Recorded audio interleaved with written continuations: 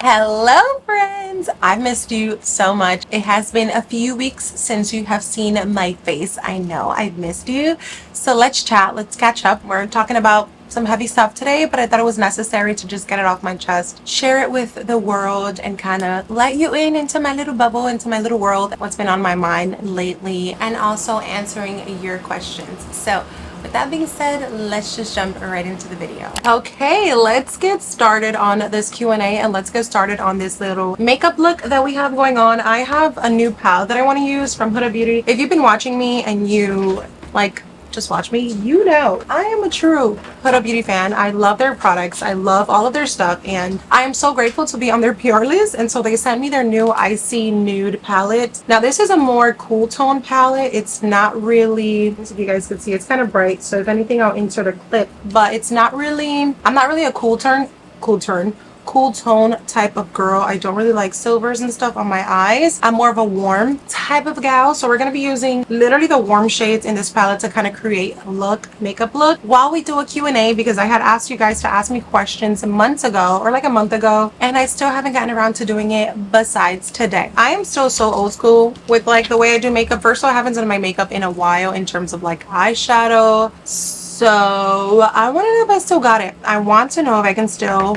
be creative and make a little look and feel confident and feel cute about it. So let's see what I come up with. You guys literally asked me so many questions, so we're just going to be picking out some that I feel are appropriate with how I'm feeling today. So the first question is, how have you been feeling lately? And I wanted to start off with that question because I feel like I could set up kind of like, okay, just kidding, because I can kind of bring you guys into my brain and bring you guys into like where I've been up to, what I've been thinking. So I haven't really disclosed this on YouTube because I don't want to talk about it, and it's just like so heavy, and like I don't want to talk about it, but I have to. I feel like it's gonna be healing for me to be able to just like move on. I don't even know how to say it, like my heart is pumping. But I was pregnant back in May of this year, and in July I had a miscarriage, and I don't know how to talk about it. And I will say, I have not experienced loss, not from a family member, not from a friend. I have not experienced that, thankfully, you know. So I really didn't know what that feeling would be like, and I really didn't know. Listen, I'm gonna just be raw with my thoughts, and I'm just let you know what I think. In the beginning, when it happened, it was weird because it's something I really wanted. Like, I just felt like having Adeline was such a huge blessing for me, and I kind of like became obsessed. I don't know, I can't find anyone who I can relate to with this, but I kind of became obsessed with like wanting to get pregnant again. We weren't planning on it. My husband wanted to wait a little longer, and so I don't know why, but I just kept obsessing over it, and like I really wanted a second baby. I really wanted Adeline to have a baby that was going to be close in age with her. I have two sisters, and I love the like bond that we have and their sisterhood, so I wanted to provide that for her. All that to say was, I really was excited and I really wanted to have another baby like ASAP. And also like my birth story was so beautiful to me, and I was just so positive. Like I was just so positive in wanting to go through that again, that when I found out I was pregnant again, I was like, oh my God, like thank you Jesus, thank you for this blessing. Like we weren't planning for it either, but it just so happened. Like Adeline was 9 months, so I would have had 2 on the 2, which, oh my gosh, bless your heart. Bless your heart if you have 2 on the 2. But yeah, so then that happened, and I think just the way it went about, listen, let me tell you something. I am a woman of faith. I do believe in Jesus Christ, and I believed that it wasn't going to happen, because when we went to get my first exam, it was kind of early. They were telling us we were early. I had calculated I was around 7 weeks, and I know after 5 to 6 weeks is when you can hear the heartbeat. So I found out early. I found out like at 4 weeks, because I was testing like a crazy. And I found out super duper early, and so obviously this was round 2, so I knew that we would have to wait a little bit until things were more developed so they could see better. And so I didn't go to the doctor right away, and I kept testing every single day, because I wanted just to make sure that that line was still positive and that the baby was still there. And like, I don't know, even before like me having a miscarriage, I was more, I don't want to say anxious, but I was more like, how can I explain, aware, I guess, And since I hadn't seen a sonogram, since I hadn't seen anything, I just wanted to keep reminding myself that there was a tiny little baby and they're growing. And so I kept checking, kept looking at the pregnancy test. I took one every single day. But then when we went for the 7 weeks, do remember like when we were there, the ultrasound person, she didn't say anything. And I remember immediately when she was like, oh, like the doctor will give you guys an update. I remember when she left the room, I like instantly started crying, and I told my husband, I was like, there's no baby there. Like in my brain, I thought I was delusional because this whole time I kind of felt like I was still pregnant. Like, I don't know. I feel like my body couldn't tell that I had given birth, even though it was 9 months later. And so I kept feeling, or my body kept telling myself that I was pregnant. And so when I was pregnant, and then like the reaction, I was like, maybe I'm like, am I delusional? Like I had like 25 pregnancy tests that I knew that were pregnant, but her reaction, and I didn't see anything in like the sac. We didn't see anything. So I was like, holy moly, I definitely am delusional right now. Like I'm making this all up in my head. The doctor was really nice. The one that we had seen, she was like, oh no, you're just like early, like don't worry about anything, come back in like 2 weeks and we'll check to see how much the baby has grown, how much you have grown, etc., etc. I want to say it was about a week later, or like a week and a half later, I started bleeding. I started to blur. Oh, this is a really pretty color. Look how stunning. It is still giving very much so silver on camera. This is their shade called Aurora, and it's like the pinkish shade. And so that's why I picked that shade so that it can give me a little thing. But anyways, I started bleeding and I didn't think anything of it. If I'm being completely honest with you, didn't think anything of it. It was very light. I was Googling and like some people were saying that, yeah, you can bleed and like still be fine. Like nothing, like you're fine. It started getting heavier and heavier. I was having like severe lower back pains. I remember at the time I was not even thinking that that was going to be a possibility whatsoever. That was the farthest thing from my mind. And so I did get worried though. I was like, something must be wrong, because like the bleeding kept picking up. And so I told my husband, I was like, I think we should go to the gyno just to check everything out, to make sure that things are fine and just to calm me down, because I was already feeling some type of way. I kept testing and I didn't understand what that was all about. So we went, and we went on like a random day, so it wasn't a scheduled appointment. So my doctor wasn't in. She had some kind of like family emergency, so I got a male doctor. And oh my gosh, I think it took me so long to process the way he spoke to me, the way he said things, that I'm just like, why do you have a job? Why are you working in this space? This is not for you. He was just so rude about it. We did an ultrasound. He had the ultrasound in his hand, and the first thing he said was, yeah, this is not a good pregnancy. We're going to start miscarrying within the next few days. When I tell you, I thought I was dreaming. I'm like, first of all, you don't know my Father. You don't know my God. You don't know my Lord. I rebuke that. I am not accepting that report that you're giving me, because he was so rude about it. He also had taken my ultrasound and threw it in the garbage. Basically like, como que si no era nada. And I was like, excuse me, if you're gonna throw that out, like, can I have it? Like, what the heck? And he was like, oh, that's not yours. He tried to play it off. He thought he was low-key about it, but I obviously had seen him like toss the ultrasound, and I'm so happy.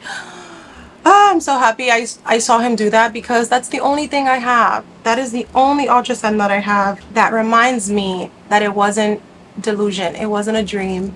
It was real. Like, I was pregnant, there was a baby, and that was a part of my life. Like, it did happen. And if I would have not seen him throw that out, I would have not given, like, I would have not had anything, right? I would have not had anything to hold on to, or like to remember and validate, like, you did go through this. This is a real in-depth how are you feeling question, but it makes sense. So I'm gonna continue the story. Okay, so then that was the way he reported it. But I just didn't, I was in very much so denial. I felt like my faith was gonna be stronger than what he was telling me, and I didn't want to believe it. And so I kept praying. I remember I was trying to rationalize everything, and like for a long time I was like, no, like, the baby's still in there. I was praying over my belly, praying over the baby, and I was just like, this is not real. Like, this is not happening. Like, God, I don't believe that. Long and behold, I ended up miscarrying. Literally a few days, like he said. And I was so upset, because I was just like, but I prayed. I prayed and I believed that it wasn't going to happen. And I thought my prayers and I thought my faith was going to win. Like, you were not telling the truth. I wasn't allowing you to speak that over my life. But sometimes God allows things to happen and we don't understand them, and it's still part of his plan and his purpose, and that's what I'm like believing. And so that was a tough journey. I feel like it happened 4 months ago, but I feel like today, November, is when it has hit me the most, which is crazy because around the time when it was happening, it was Adeline's birthday party and I was completely distracted by birthday planning, and that was such a fun process that I really just buried everything in the back of my brain because I didn't want to think about that and I didn't want to think about what was happening, and that was a great distraction. And I think even it carried on through a couple months, and now is that I'm like, why am I like, I feel silly sometimes. I'm like, why am I mourning still? Why am I so sad? Or why can't I delete the app? You know, like that's the only thing that I feel like I can think about. Like, oh my god, I would have, the baby was gonna be due on my birthday, like how am I supposed to celebrate? Like I would have been this far, or you know, like all of the what ifs. It's just, I've never experienced anything like it, and it's so weird because sometimes I think I'm okay and sometimes it's buried so back in my mind, but then I see somebody pregnant walking across the street and I'm like crying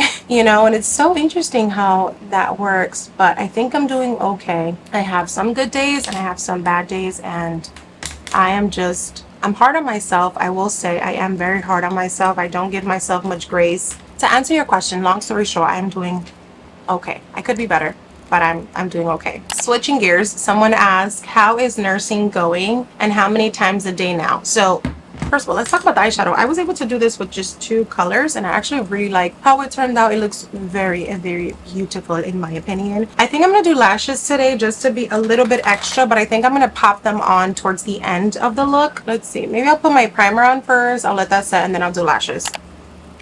Let's reveal the dark circle the dark circles that have been taken over. Listen, these dark circles, oh my goodness, I have been using under eye patches to kind of just help me with these under eye circles because I just be an emotional mess over here. But yeah, back to the breastfeeding question. Adeline is 15 months. I had convinced myself that I was going to stop breastfeeding at 12 months. That was the goal. That was the you did it. But we still over here breastfeeding. Still. And I'm like, any day now. And I feel like a lot of people encourage breastfeeding, but they don't talk about how hard it is to wean your child off. Like this, their whole existence, they have been relying on you for comfort, for nourishment, for feeding, and then to just all of a sudden rip that comfort away. It's more of the comfort because now obviously she eats food, she doesn't need the milk to survive. It's just like a comfort thing, and so that has been really hard to wean her off. This girl, she will take my teta out or like try to take my boobies out everywhere and anywhere. And at this point, I'm just like, sis, the whole world does not need to see the goodies. They don't need to see that. And so I feel like I'm over it. I've been over it. And although breastfeeding is a beautiful thing, it needs to come to an end at some point. And I feel like I'm at that point. I just don't know how to wean her off yet. She doesn't really ask for it throughout the day. It's more like at night or when she's going to take a nap that she kind of wants it. And if she does, it's literally for like a minute, 2 minutes. And that's why I said it's comfort. And now she's also very picky on what boob she wants. So it's not like I could just take one out and just like give it to her. No, she's very particular. She wants this one at this time. She wants to switch it. So I'm just like, all right, girl, ja. Enough is enough. Vamos a ver.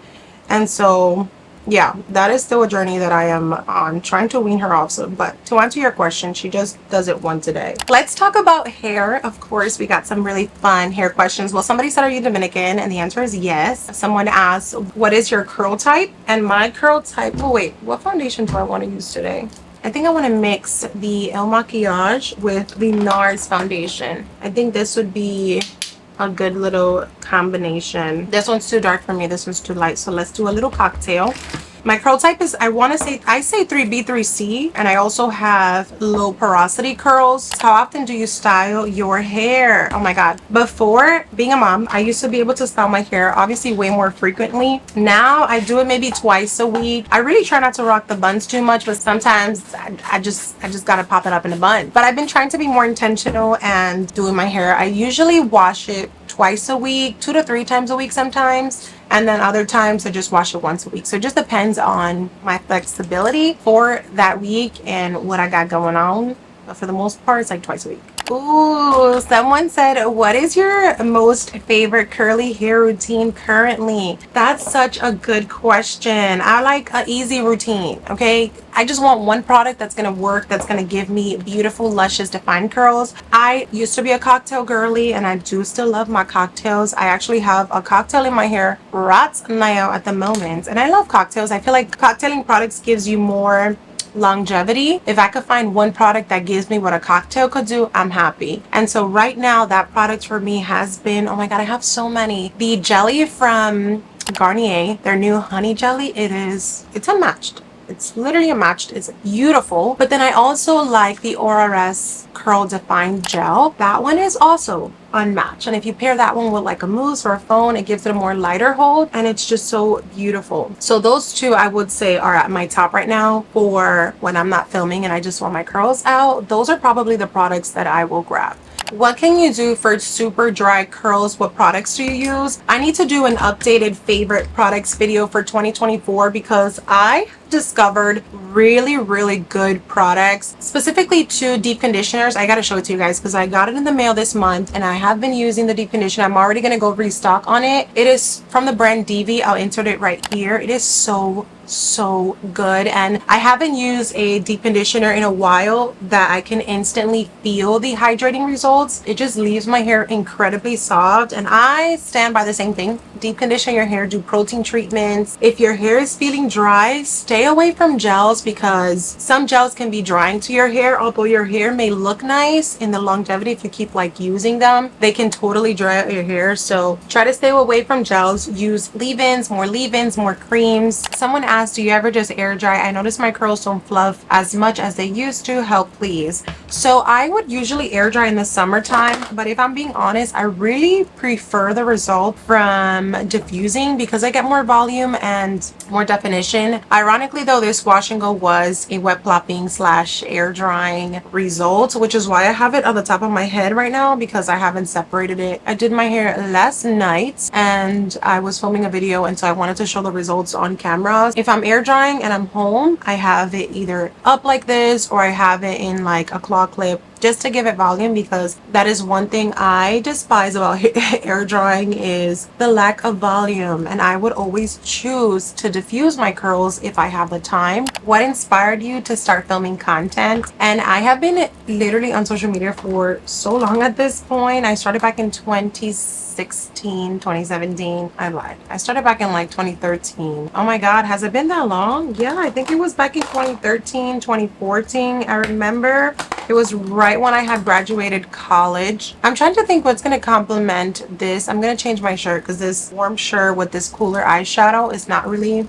going, but I don't know what kind of blush to do that would complement the eyeshadow because I usually do warm looks. What inspired me to film content was me documenting my hair journey because I had seen a Sunkissed Alba and I wonder if she's still around. Like, I wonder if she's still making content. I don't see her. I still follow her, but I don't see like her content popping up. But she was my inspiration. She was the one that inspired me to document my hair journey, to discover if I have curls, like my natural hair, because coming from a Hispanic Dominican household, we did not rock our curly hair. Okay, I used to flat iron my hair since 7th grade on my own, and so I didn't even know I had curls. Started documenting my hair journey, and that kind of just took off, and then just started incorporating more vlogs and just like, what do I do aside from hair? There's so much more parts of me than just like doing a wash and go and teaching you how to love your curls. But that is what inspired me. I will always give credit to Alba because she was the one that I saw the videos of, and I was like, oh my god, I wonder if my hair could do that. And then I just decided to document it. Oh my god, you guys, if you have not tried the One Size mattifying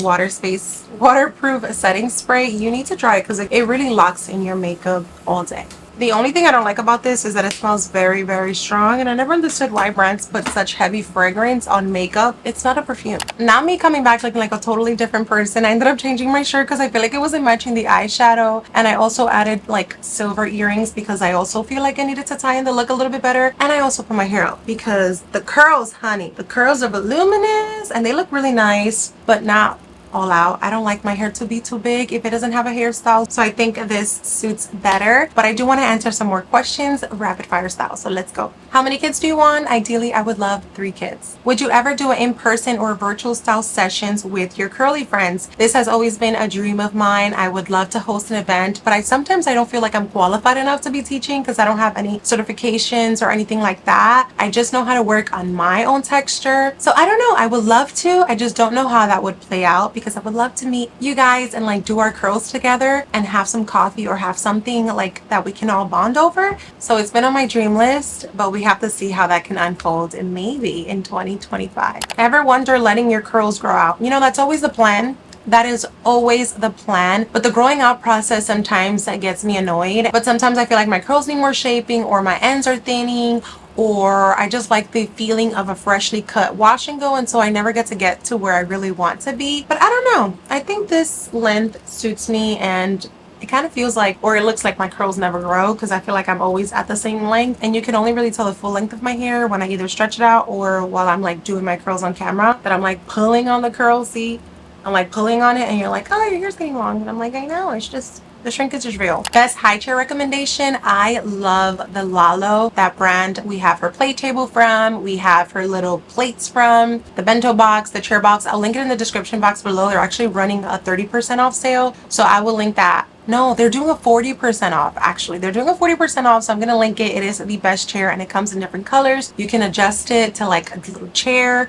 a high chair. It's great. We love it over here. Should deep conditioning be applied before or after washing your hair? I have done both. I have used it as like a pre-poo treatment where I would do it on like dirty hair, and then I've done it after. From my experience, the best way to do it is when your hair is fully clean, so that it can just, your hair can stay nice and moisturized throughout your wash and go. Best concealer for dark under eyes. Today I used the Hourglass one. That has been one of my go-tos recently, and honestly the trick is color correcting. As you guys saw in this video, I did color correct my under eyes because that just kind of evens out the darkness from under the eye, and it will give you a seamless look when you put on your concealer. But the Hourglass one works really well with my like drier under eyes. I do have like drier and like there's lines under there, so that one just sits really, really nicely under my eyes. Do you have an LTK? Would love to know where your outfit's from. Your style is amazing. Thank you. And yes, I do have an LTK. I recently started doing it and like started posting on there, so I'll leave it linked down below. It's basically an app where you can follow your favorite creators and be like the first to know where they found all of their things, right? So if it's home, if it's fashion, if it's kids, anything that's linkable, you can get it at LTK in the app, and it's just easy to follow. So will you create your own hairline? That used to be the dream.